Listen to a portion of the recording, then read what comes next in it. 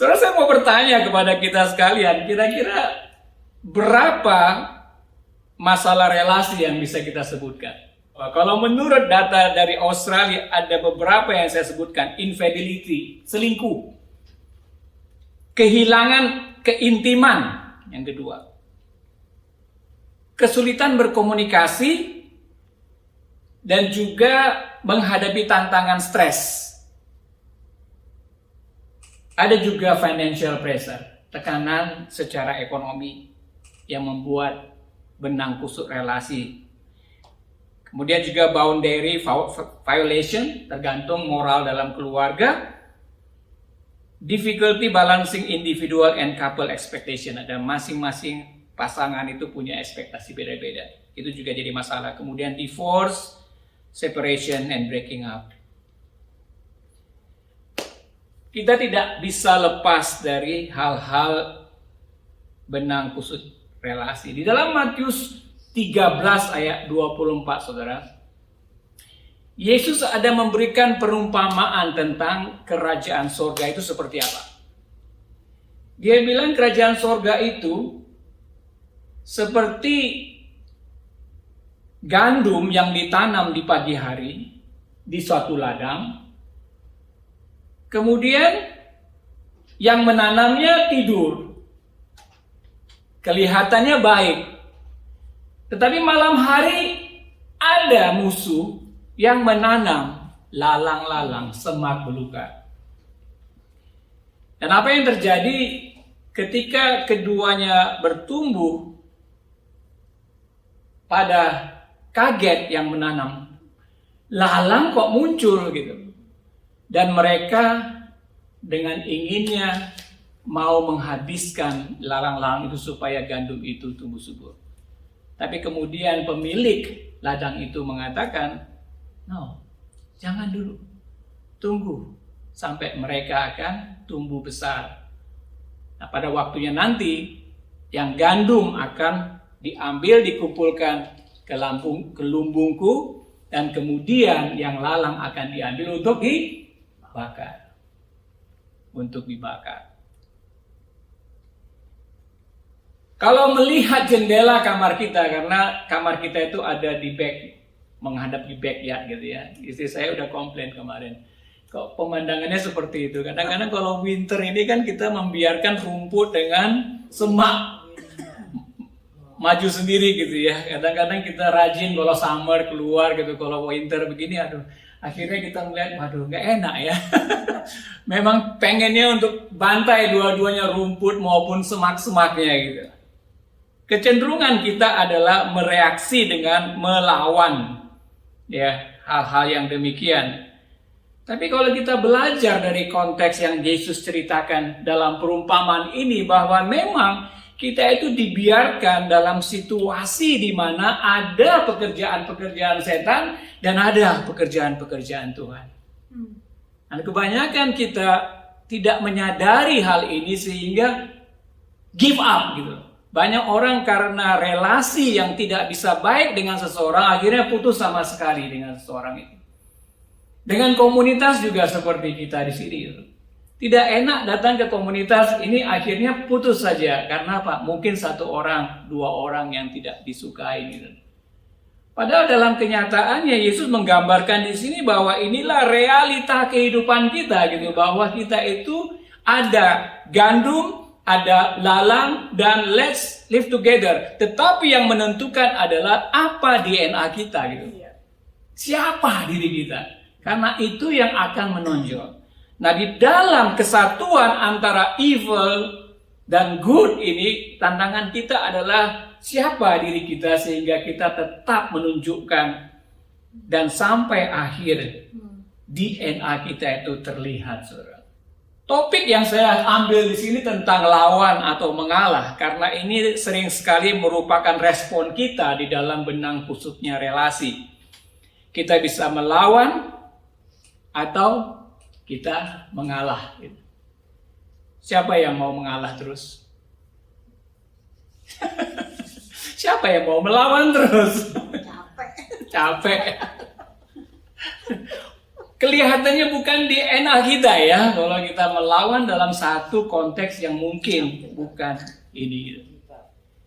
Saya melihat juga Yesus sendiri dia melawan dalam konteks apa? Ketika dia datang ke rumah bapaknya, ke bait Allah gitu, dan melihat bait Allah dimanfaatkan untuk dagang gitu, dia melawan dia. Ini nggak benar gitu. Kemudian juga dia melihat banyak pemimpin agama dan Farisi, dia melawan gitu. Tetapi banyak sekali dalam firman Tuhan kita belajar bagaimana sifat Tuhan itu untuk kita. Kalau ditampar pipi kiri kita, diberikan pipi kanan kita. Kalau kita diminta berjalan 1 kilo, kita beri orang 2 kilo jalan. Saudara, mari kita belajar dari kisah ini, dari Markus 9, ayat 33 sampai 37. Satu cerita yang sederhana, tetapi ini kiranya bisa menjadi pegangan bagi kita, khususnya dalam benang kusut relasi. Baik itu pasangan kita, baik itu anak kita yang sudah besar, baik itu juga teman-teman kita, baik itu juga di dalam komunitas ini. Markus 9, 33, 37. Mungkin istri saya bisa bacakan seperti yang ditulis itu. Kemudian tibalah Yesus dan murid-muridnya di Kapernaum. Ketika Yesus sudah di rumah, ia bertanya kepada murid-muridnya, "Apa yang kamu perbincangkan tadi di tengah jalan?" Tetapi mereka diam, sebab di tengah jalan tadi mereka mempertengkarkan siapa yang terbesar di antara mereka. Lalu Yesus duduk dan memanggil ke-12 murid itu, katanya kepada mereka, "Jika seorang ingin menjadi yang terdahulu, hendaklah ia menjadi yang terakhir dari semuanya dan pelayan dari semuanya." Maka Yesus mengambil seorang anak kecil dan menempatkannya di tengah-tengah mereka. Kemudian ia memeluk anak itu dan berkata kepada mereka, "Barang siapa menyambut seorang anak seperti ini dalam namaku, ia menyambut aku. Dan barang siapa menyambut aku, bukan aku yang disambutnya, tetapi dia yang mengutus aku."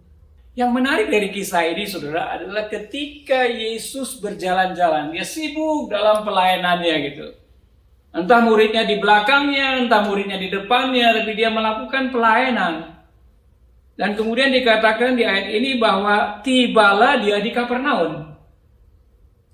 Tetapi apa yang kita pelajari di sini bahwa Yesus notice ketika mereka melakukan pelayanan-pelayanan itu. Yesus mengamati ketika mereka bekerja satu sama lain dan bicara satu sama lain. Tapi dia tidak langsung melabrak mereka ketika mereka bicara itu. Dibiarkan dulu.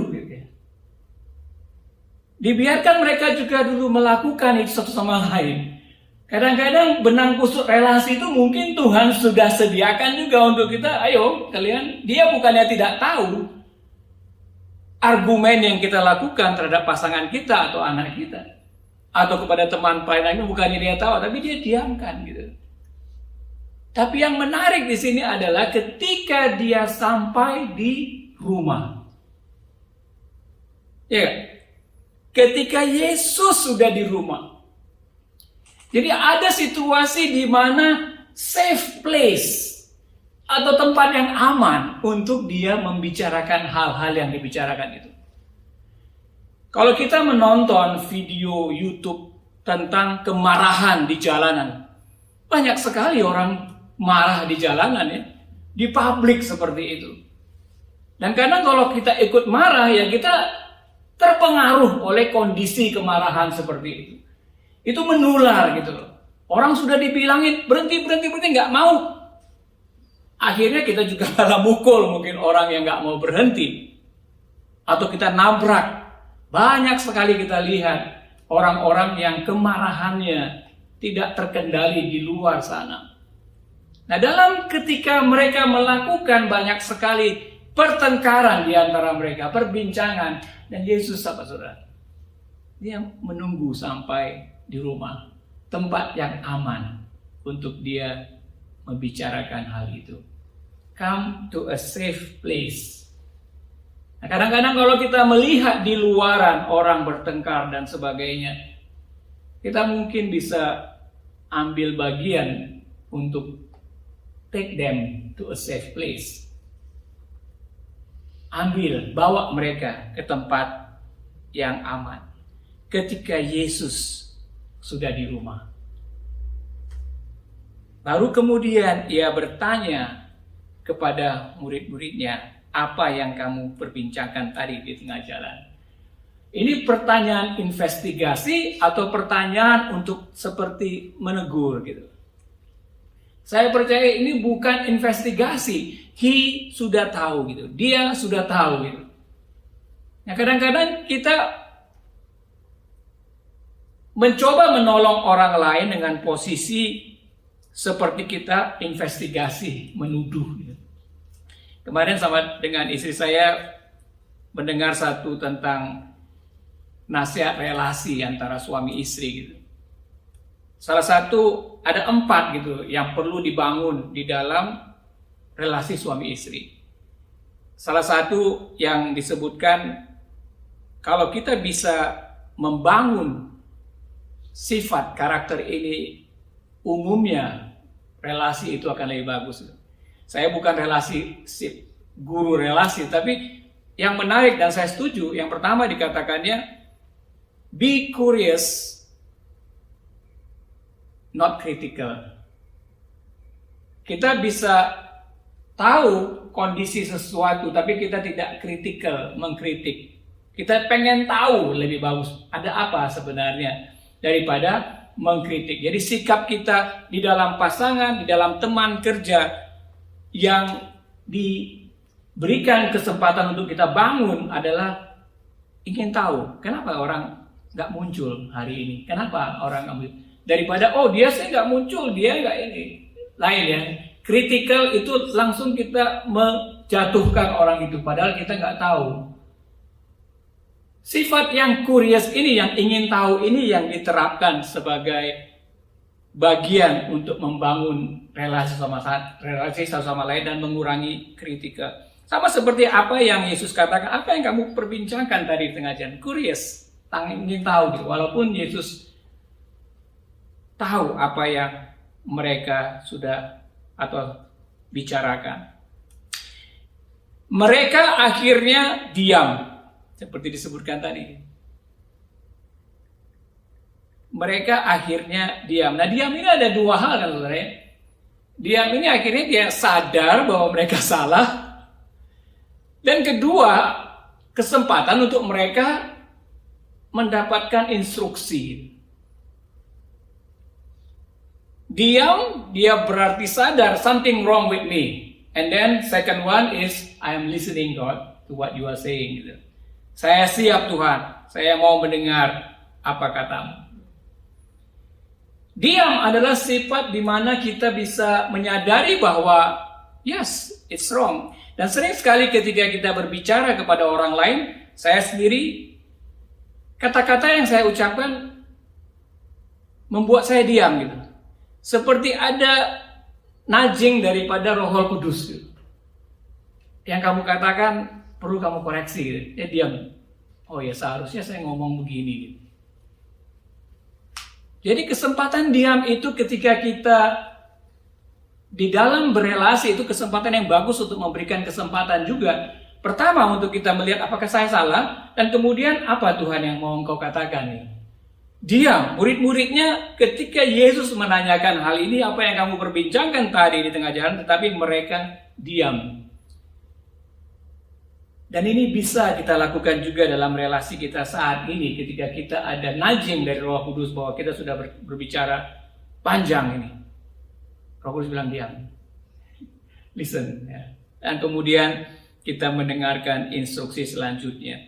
Di tengah jalan tadi mereka mempertengkarkan siapa yang terbesar di antara mereka. Nah setelah itu saudara, mereka diam. Dan Yesus melihat postur mereka. Mereka siap untuk mendengar instruksi selanjutnya. Dan apa kata Yesus? Ketika mereka diam kan mereka masih berdiri gitu. Kemudian Yesus dia ambil tempat duduk Dan diajak yang lain, ayo, get focus on me. Get focus on me. Jadi coaching yang kita pelajari dari Yesus seperti ini adalah dia mengambil safe place rumah, kemudian dia juga meminta supaya perhatian orang-orang itu terfokus kepada what is next, apa berikutnya yang saya mau sampaikan. Lalu Yesus duduk. It's important. Saya duduk, kemudian dia manggil orang-orangnya. Tidak ada seorang pun yang tidak mendengarkan perkataannya. Nah, dalam postur seperti itulah kebenaran dinyatakan kepada murid-muridnya. Agak sulit, saudara, kalau kita walaupun benar di dalam komentar kita, tetapi postur daripada orang-orang itu tidak duduk, tidak tenang.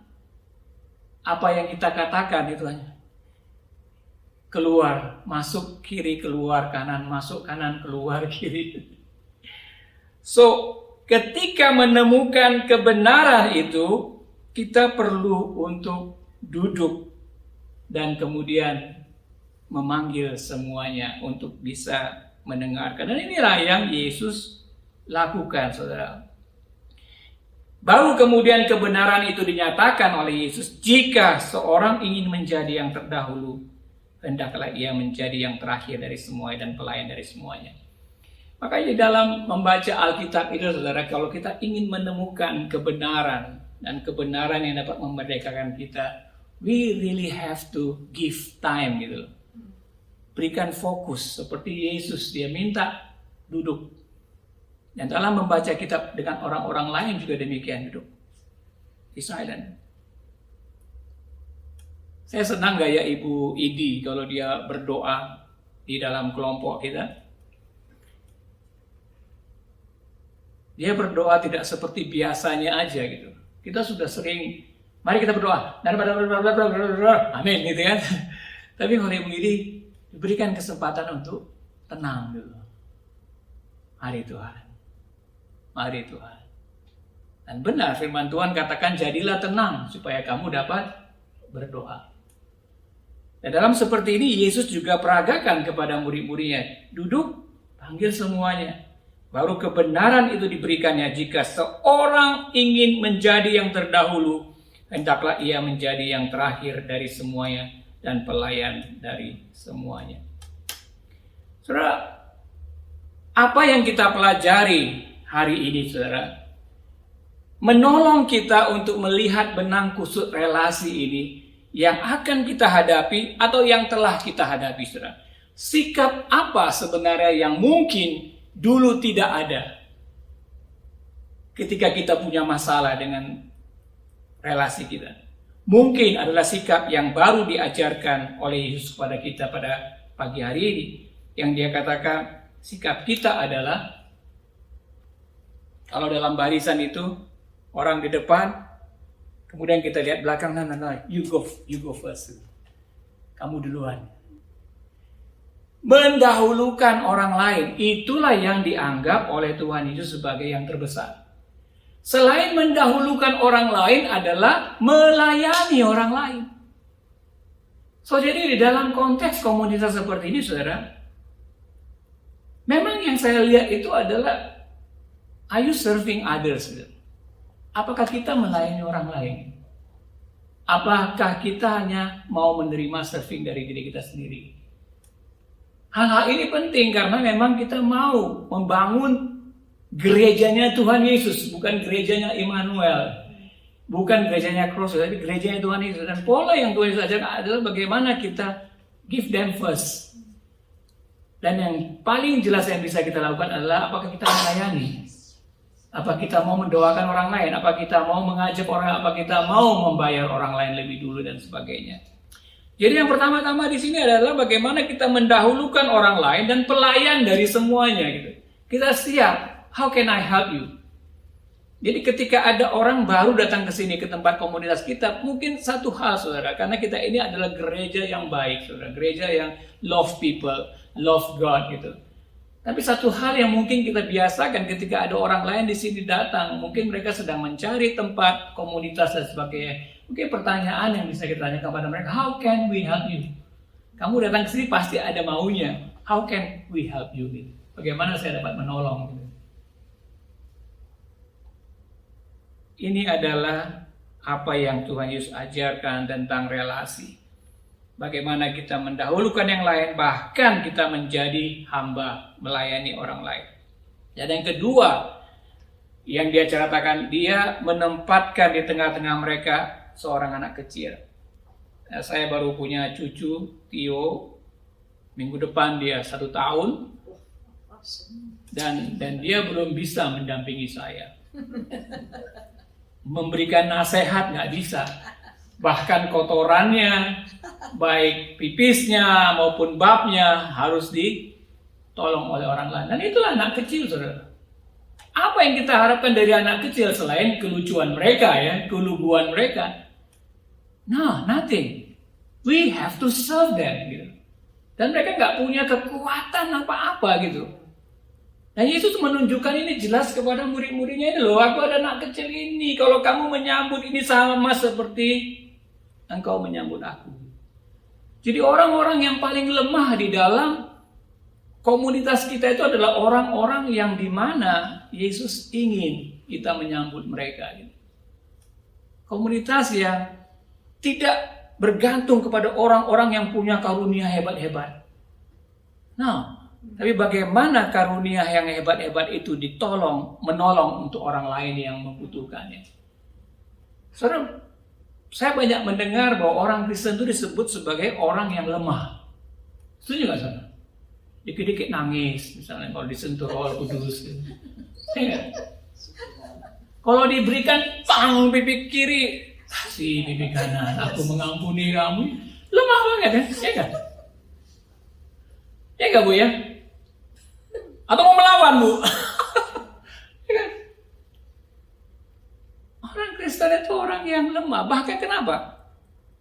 Firman Tuhan katakan, saudara, cukuplah kasih karuniaku bagimu, sebab justru dalam kelemahanlah kuasaku menjadi sempurna. Di 1 Korintus 1 ayat 27 juga, Paulus menggambarkan yang lemah, Yesus yang tidak berdaya, yang dianggap penjahat itu, ketika dia mati di kayu salib, diberikan kepada orang-orang pada waktu itu, mereka menganggapnya apa? Ini lemah gitu. Bayangkan zaman ini, saudara, teroris ISIS gitu. Seperti itu kita melihatnya. Dan Yesus dianggap seperti itu pada zaman itu. Dia orang terdakwa, terhukum gitu. Lemah gitu loh. Tetapi 1 Korintus 1 ayat 27 katakan, yang lemah ini dipilih Allah untuk memalukan orang-orang yang berhikmat. Jadi Allah suka yang lemah. Ketika Paulus punya masalah, 3 kali dia minta Tuhan tidak menjawab doanya untuk melepaskan itu. Dan dia katakan, cukuplah kasih karuniaku bagimu, sebab justru dalam kelemahanlah kuasaku menjadi sempurna. Jadi kita siap, saudara. Kalau kita memang kuat, menyadari kita kuat, tetapi ada yang lemah, ya kita embrace mereka. Dan ketika embrace, memeluk mereka, kita memeluk Yesus. Dan ketika memeluk Yesus, kita memeluk Bapaknya. Ketika saya melakukan hal-hal ini kepada orang-orang yang tidak beruntung di Indonesia, saudara, saya bersuka cita, walaupun dulunya tidak bermaksud seperti itu, tapi lama-kelamaan Tuhan menyadarkan bahwa ya itulah orang-orang yang kita perlu embrace. Jadi 2 sikap ini, saudara, kalau kita gunakan di dalam relasi kita, adalah sikap yang sangat-sangat bisa membebaskan kita dari benang kusutnya relasi. Pertama-tama kita mendahulukan orang lain, mengambil tempat di belakang, dan kemudian melayani orang lain. No problem with melayani orang lain. Dan kemudian kalau ada yang lemah, lawan kita itu lemah, entah dia sakit mental, entah dia tidak terkontrol dan sebagainya. Kita yang waras ngalah.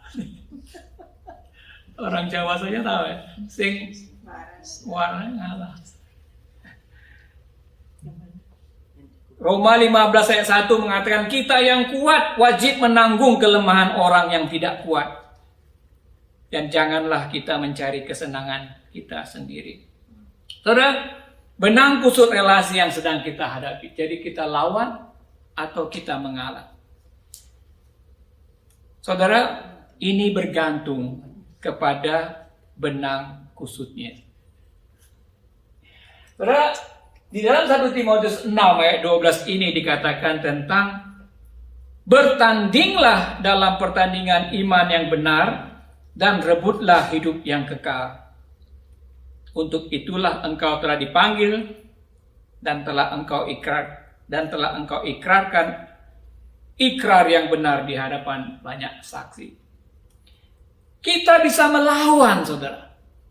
Tetapi melawan dalam konteks pertandingan iman yang benar. Maksudnya apa, saudara? Yesus sudah mengatakan, kalau mereka didahulukan, kalau mereka dilayani, itulah iman yang kita harus fight. The good fight of the faith. Ketika kita mengatakan, yes, you first, engkau duluan. Atau apa yang dapat saya bantu. Bukan melawan untuk kita menyombongkan diri, memantapkan kekuatan kita, tetapi melawan untuk hal ini bisa terjadi dalam relasi kita, saudara. Banyak sekali kita mungkin sudah mundur dalam relasi yang memang kita nggak suka, saudara. Tetapi kalau relasi itu fight untuk kita, berharga untuk kita fight, why not? Why not? Khususnya karena iman. Kita ingin melawan supaya apa? Iman yang ditunjukkan, yang diajarkan oleh Yesus itu kita lakukan. Kita fight, saudara. Jadi dua-duanya, saudara, bukan lawan atau mengalah di dalam benang kusut relasi kita. Dua-duanya penting, tetapi porsinya ketika kita fight the good fight of the faith. Kalau kita mengalah, karena kita juga diajarkan untuk mengalah kepada orang-orang lain.